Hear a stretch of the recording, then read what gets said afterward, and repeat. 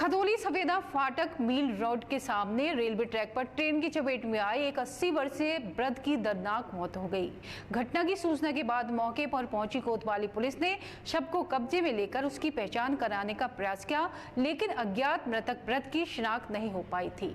अज्ञात मृतक के शव की शिनाख्त नहीं हो पाई है। खतौली पुलिस ने शव का पंचनामा भरकर पोस्टमार्टम के लिए भेज दिया है।